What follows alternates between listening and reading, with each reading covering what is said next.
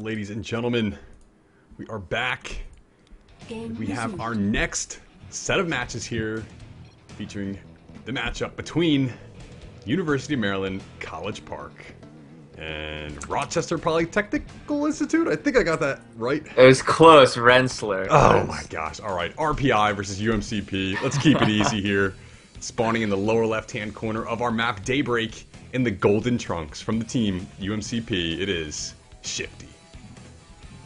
That's right. And spawning in the top right position, representing RPI. It's Rensselaer Polytech Institute. It's going to be, and you know what? I had trouble with this name last week, and I think I went with Sizip. Sizip.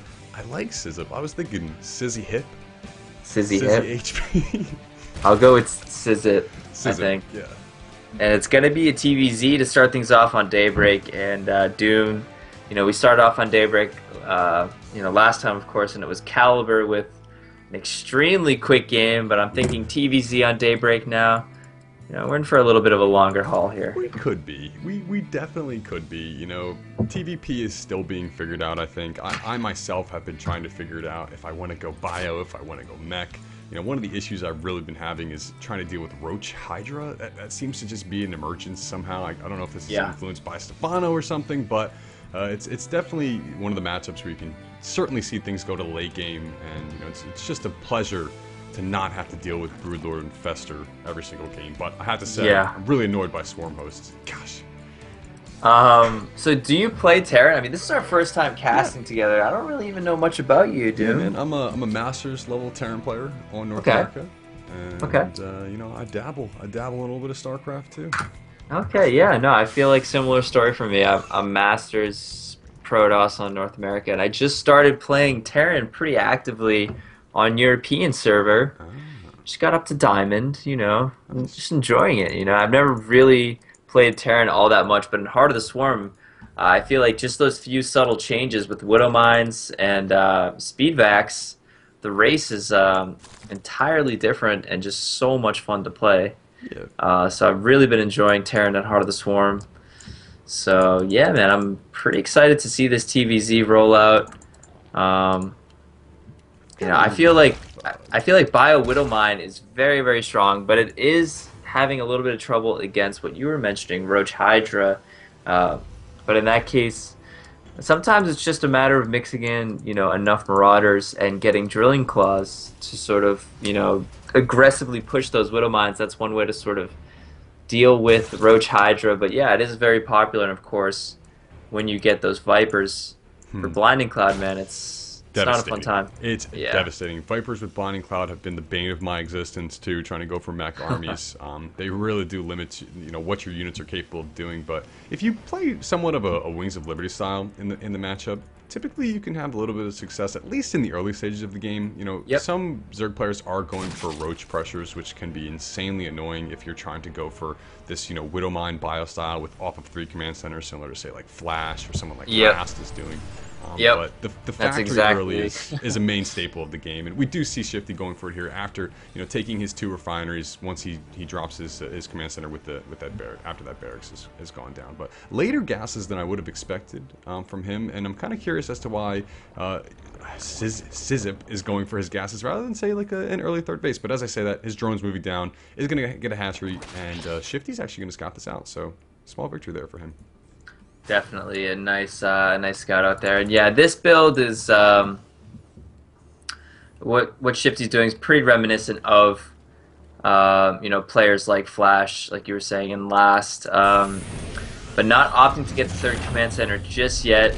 It looks like he is delaying it. He is getting a starport behind it. Of course, Flash, doing typically CC first, and in this case, we do see Shifty grabbing the barracks first. Playing a little bit more conservatively.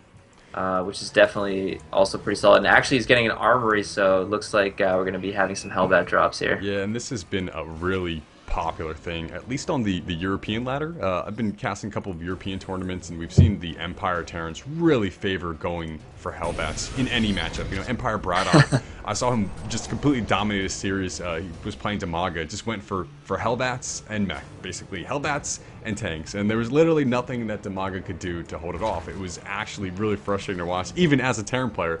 But when you go for this Hellbat opener, when you get these two Hellions on the field, really you can establish your map presence, force some Lings out from the Zerg, and in that situation there, the more Lings on the field, the better it is for you once you've got your Hellbats out. The first two Hellbats are on the way here. Yep, and Medevac coming out, Sizzy pretty much has seen everything, including the armory, I believe. Let me double check. Yes, he did see the armory. So Sizzy knows exactly what's going on. The funny thing about Hellbats, though, sometimes is even if you know they're coming, they can still just dish out an immense amount of damage. It's one of those things where, you know, if you properly control that medevac, get those Hellbats into those little nooks and crannies, it's still so hard for Zerg to cost-effectively take them out. Absolutely, but you definitely need to see it coming, and I really like the way that Shifty has placed his Hellions at the Xel'Naga Tower, and with that Marine as well at the early Xel'Naga Tower, pretty much blocking the Zerg's vision here, and as he has this boost available to him, we're going to have to see, will he be moving in and be able to do damage? There's no static defense here, a single Queen to deflect this. It's going to be up to Sizzy to just move his drones out of the way, but he's not initially reacting here.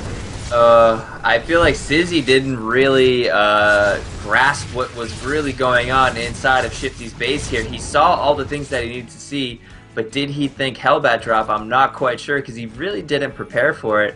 So unfortunately, he is going to take some losses, but not as bad as it could have been. He's still sitting on his 3 hatcheries, and he has only lost 4 workers so far, so a minimal amount. So Sizzy's actually doing he's doing okay. Yeah, it's not that bad. I like the fact that he's going for this very early double evolution chamber, getting his +1/+1 attack weapons and armor for his melee units. It's going to be, you know, it is going to be a tall order trying to deflect Hellbats with melee unit with the Zerglings and the Banelings, but it can be done. It certainly can be done. But Sizzy looks like he was really expecting pressure at his third base, which is where he has 2 queens postured up and pretty much ready to go to deflect anything that comes in. But we're going to see a double drop, it looks like here, Chris. Yeah, and that's when it gets kind of scary. And here we go, Hellbats once again in the main base, and now at the third as well. Great reaction speed from Sizzy actually to pull those drones quickly at both of the hatcheries, and the queens are actually taking care of those Hellbats, man. Sizzy's doing a pretty good job with Shifty's supply. Continues to climb here. If you'll notice, all the drones are just sort of like running around here. None of them are really mining, unfortunately. There, some of the Hellbats do go down, but a lot of the drones forced off of mining there. In terms of workers killed, now it's at 11, so a respectable count, but a huge story is also that mining time being lost there. Absolutely. Big issue for Sizzy is that he dropped down to 0 minerals mining in a minute, and that's never what you want. Yeah, never what you want. He also lost a queen in the main base, so that's going to affect his production to some degree, but he does have ample amount of queens to get off enough injects to make it worthwhile for him here. The Hellbat at the third base is continuing to try to just be as annoying as possible, and behind this, Shifty has an army of Hellbats and Thors. I mean, he's prepared that already for looks scary. I mean, the army, the supply is only at 110, but man, that already looks frightening. The only thing that Sizzy could do at this stage in the game against something like that is just get a lot of roaches out. Now Hellbats in the main base again, just doing more and more damage. The Hellbats are going to take out some of the Lings here before being picked up. Drop at the third, also picked up, looks like. But here we go. The train is a-coming. The Spire is not yet done. And looking at the larva count, looking at the resources available to Sizzy in this situation, he's not really going to have all that much for a critical mass of mutas that can really clean this up. But, as I say that, 18 Banelings, I think that could have some effect here in this game. It could definitely have some effect. It could definitely land some nice damage on those Hellbats. Look at how fast that hatchery is going down, man. Yeah, and this is the power of the Hellbat. The harass itself delays your economy, forces the Zerg player to continue to make Lings, which are inefficient or cost inefficient against this composition. And you know, as long as he stays calm here, though, Shifty can have an opportunity. The Banelings are slow though, and as they crash in here, they're gonna get on top. And he just picks up one of the Thors, and I just love the Thor inside the medevac. It's just so cute. And oh, actually, the medevac gets taken out, but not before the Thor is unloaded.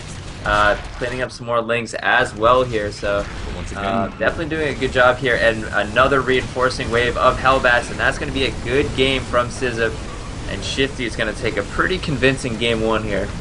absolutely. You know, the power of the Hellbat, the power of Terran, mech army. So beautiful to see, but definitely frustrating to deal with if you're any other race in the game right now. I mean, I'm just like, I'm learning Terran right now, and I'm curious as to why I'm only learning Bio when I should be learning just how to make Hellbats. Just making Hellbats only, and I feel like I could hit Grandmasters pretty quickly. I get the feeling a nerf is incoming, but hopefully it's a soft one. So guys, when we come back, we're going to be hopping into game number 2 between UMCP and RPI. Shout out to our sponsors, NCIX, Raid Call, and MSI. We are giving away an awesome MSI laptop. Check out our website for more details on that. And stick around. We'll be right back with what looks like to be a TVT. First one of the day.